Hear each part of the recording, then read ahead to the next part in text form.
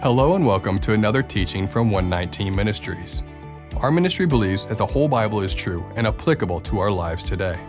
If you'd like to learn more about what we believe and teach, please visit us at testeverything.net.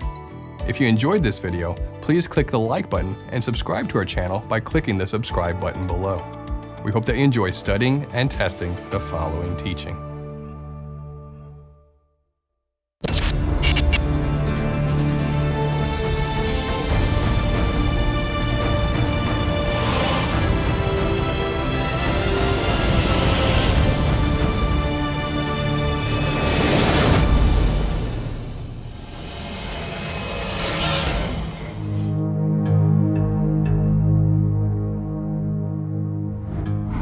Jewish counter-missionaries often argue that the Messiah must have a human father, claiming that Yeshua's divine conception disqualifies him as the Messiah.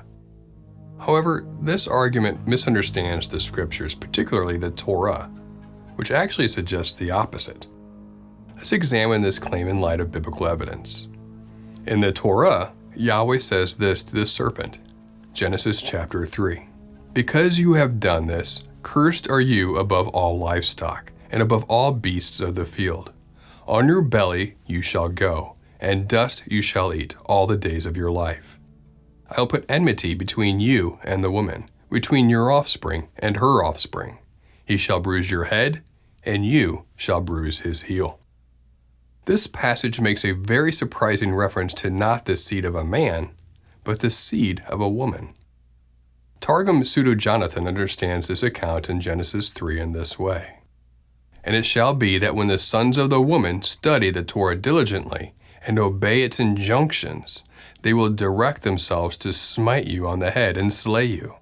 But when the sons of the woman forsake the commandments of the Torah and do not obey its injunctions, you will direct yourself to bite them on the heel and afflict them.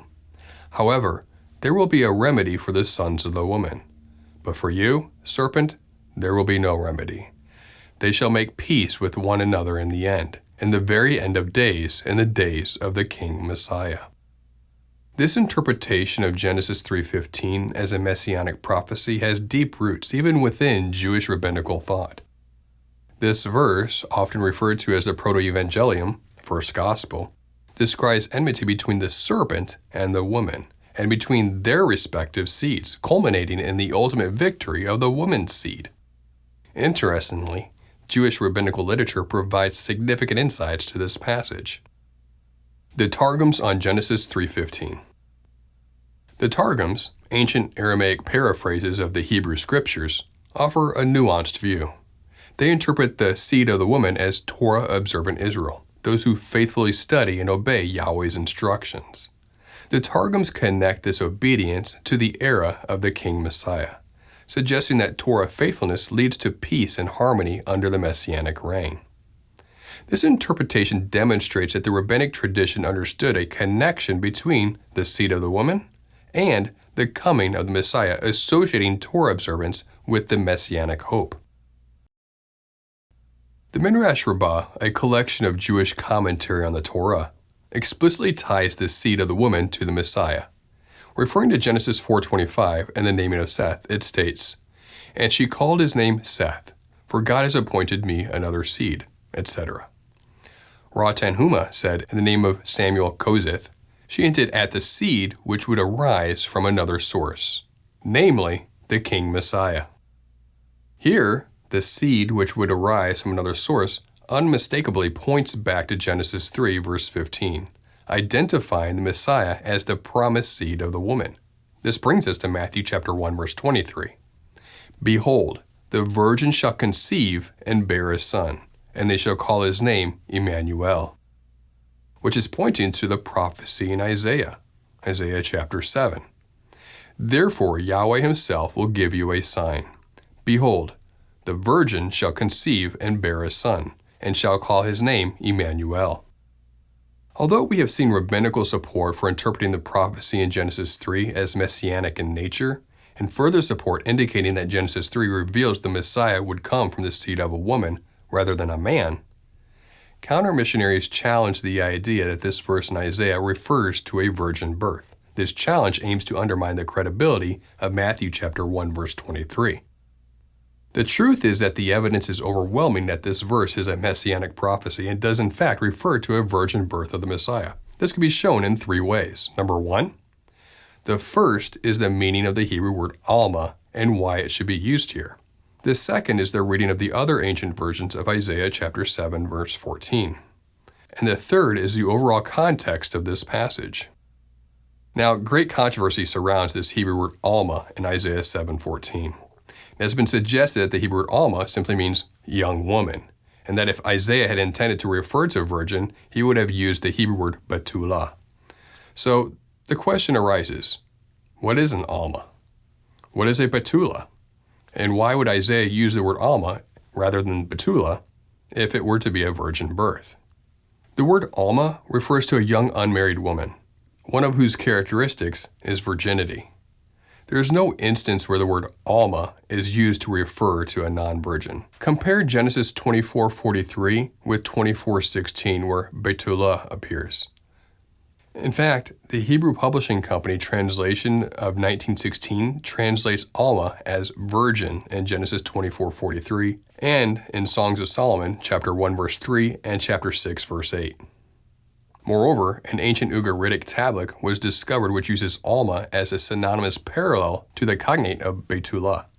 For this reason, one of the world's leading Semitists, the late Dr. Cyrus Gordon, who was Jewish and did not believe in the virgin birth of Yeshua, maintains that Isaiah 7:14 may be translated as virgin.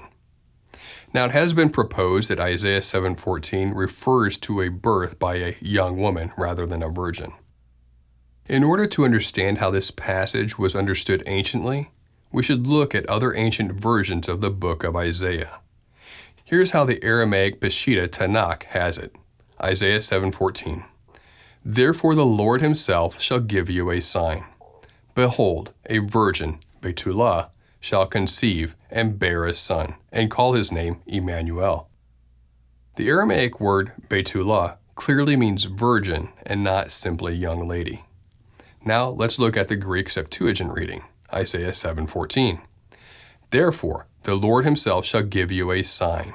Behold, a virgin shall conceive and bear a son, and call his name Emmanuel. The Greek parthenos means virgin and not simply young lady. Thus, both the ancient Aramaic and ancient Greek versions of Isaiah 7:14 understand alma here to refer to a virgin. Finally, we want to examine the context of Isaiah 7:14. First, let's examine the immediate context of Isaiah 7, and then the broader context of this whole section of Isaiah. Literal translation of Hebrew of Isaiah 7:14. Therefore, the Lord himself shall give you, plural, a sign. Behold, the alma will conceive and bear a son, and she will call his name Emmanuel. You, in verse 14, is plural. By contrast, King Ahaz is singular you in verses 11 and 16 through 17. In verses 16 through 17, the sign to Ahaz was that before a child should know how to choose good from bad, the siege would end. That child was not the newborn child of verse 14. The child is Isaiah's son, YHWH, from Isaiah 7 verse 3. The prophecy of Isaiah 7:14 is not addressed only to Ahaz, as is the rest of the prophecy. How do we know this? The following literal translation clears things up. Pay particular attention to what is singular and what is plural. 7:3a. Then Yahweh said to Isaiah, Go out now to meet Ahaz, you, singular, and YHWH, your son, also singular. Verse 10. Yahweh spoke again to Ahaz, saying, Ask a sign for yourself from Yahweh your God. Both of these cases, those are singular. Ask it either in the depth or in the height above. But Ahaz said, I will not ask, nor will I test Yahweh. Then he said, Hear now, O house of David, is it a small thing for you, plural, to weary men, but will you, plural, weary my God also? Therefore, the Lord himself shall give you, plural, a sign. Behold, the alma will conceive and bear a son, and she will call his name Emmanuel. Curds and honey he shall eat, that he may know to refuse the evil and choose the good. For behold, before the child shall know to refuse the evil and choose the good, the land that you, singular, dread will be forsaken by both her kings. Yahweh will bring the king of Assyria upon you, singular, and your people, singular, and your father's house, singular. Notice the clear distinction to what is addressed to you, plural, and what is addressed to you, singular, or akaz, and how this creates a distinction between the newborn in verse 14 and the child in verse 16. Thus, the birth in Isaiah 7:14 is not a sign to akaz alone. Isaiah chapter 8 through 9, also speaks of this same Emmanuel figure. Thus, it is clear that the Emmanuel of Isaiah 7:14 and chapter 8, verse 8, is also the child born in Isaiah chapter 9, verses 6 through 7. Now, the New Testament clearly applies these passages to Messiah Yeshua. Revelation 21, verse 3 alludes to Isaiah chapter 7:14 and chapter 8, verse 8. 1 Peter chapter 3, verses 14 through 15 cites Isaiah chapter 8, 12 through 13 in regards to the Messiah. Romans chapter 9, verse 32 and 1 Peter chapter 2 apply Isaiah chapter 8, verse 14 to the Messiah. Hebrews chapter 2, verse 13 applies Isaiah chapter 8, verses 17 through 18 to the Messiah. Finally, Matthew chapter 4, verses 15 through 16 and Luke chapter 1, verse 79 apply Isaiah chapter 8, verses 23 to Isaiah chapter 9, verse 1 to the Messiah. Moreover, the Talmud applies Isaiah chapter 8, verse 14 to the Messiah. Judah and Hezekiah, the sons of Rabbi Haya, once sat at a table with Rabbi and uttered not a word. Whereupon he said, "Give the young men plenty of strong wine, so that they may say something." When the wine took effect, they began by saying, "The son of David cannot appear ere the two ruling houses in Israel shall have come to an end, namely the exilarchate in Babylon and the patriarchate in Palestine. For it is written, For he shall be for a sanctuary, for a stone of stumbling, and for a rock of offense to both houses of Israel." Thereupon he, Rabbi, exclaimed, "You throw thorns in my eyes, my children." At this, Rabbi Haya, his disciple, remarked, "Master, be not angered, for the numerical value of the letters of Yain is 70, and likewise the letters of Sod. When Yain, wine goes in, Sod, secrets come out." Moreover, Targum Jonathan on Isaiah applies Isaiah chapter 9, verses 6 through 7 to the Messiah as well. The prophet said to the house of David, "For unto us a child is born, unto us a son is given, and he has taken the law upon himself to keep it. His name is called from before him who is wonderful in counsel, the mighty God who liveth to eternity. The Messiah whose peace shall be great upon us in his days. The greatness of those who do the law shall be magnified, and to those that preserve peace. There shall be no end to the throne of David and of his kingdom, to establish it and to build it in judgment and in righteousness from henceforth, even forever. By the word of the Lord of hosts this shall be done." Finally, the figure in Isaiah chapter 9, verses 6 through 7 certainly seems to be the same as that in Isaiah chapter 11, verse 1. Isaiah 11:1. "There shall come forth a shoot from the stump of Jesse, and a branch from his roots shall bear fruit." This is important because everyone agrees that Isaiah 11:1 refers to the Messiah. Both passages reaffirm the messianic fulfillment of God's covenant with David. Isaiah 9:7 directly mentions the throne of David, while Isaiah 11:1 portrays the Messiah as the continuation of David's line. Thus, by examining the overall context of Isaiah 7:14, it becomes clear that Isaiah 7:14 is a messianic prophecy which prophesies of the virgin birth of the Messiah. Conclusion. The argument against Yeshua's messianic qualification due to his divine conception overlooks the profound theological depth within the scriptures, particularly the Torah and prophetic writings.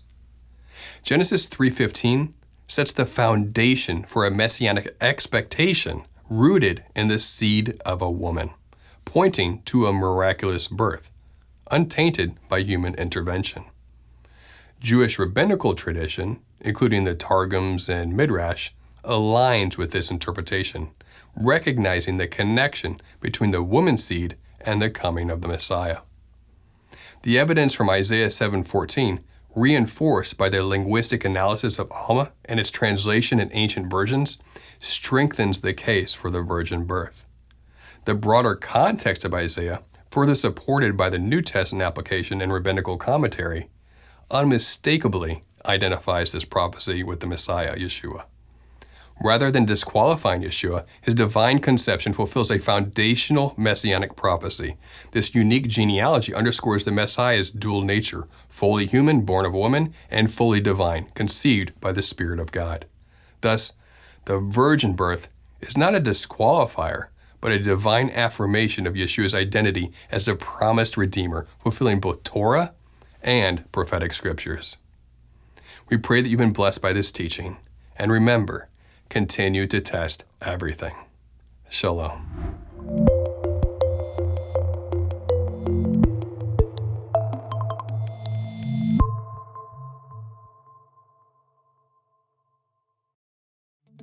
YHWH Ministries has produced hundreds of biblical teachings, and now you can own all of them on one physical device. We're excited to announce that our entire video library in HD quality is now available on a flash drive. This drive can be plugged into your PC, phone, tablet, or anything else with a USB or USB-C port. The drive also contains written transcripts of our teachings for those who prefer to read rather than watch. Of course, we still offer all of our material for free at testeverything.net, but having a physical copy will allow you to watch our videos anywhere and anytime without the need for an internet connection. Having a physical copy will also ensure that our teachings are available if we are ever removed from video websites, which is a danger that ministries around the world are facing more and more. We want to continue to reach as many people as possible. Now, you might be asking, but what about all the new teachings released every week? Well, in addition to receiving all our past teachings, your purchase comes with free updates for life. Each flash drive comes with instructions that will allow you to easily download and store new teachings as they are released. Or mail us in the flash drive once a year, and we will update it for you and send it back at no charge to you. We hope you are blessed by this new resource. And as always, any proceeds our ministry receives goes right back into producing more teachings. Get your YHWH flash drive today by going to 119flashDrive.com. It is because of you, our generous supporters, who make it possible to offer these high-quality teachings completely free of charge. If you feel led to support YHWH Ministries so that we can continue this effort, please visit testeverything.net and click on the Support YHWH tab. Learn how you can partner with us to take the whole Word of God to the nations.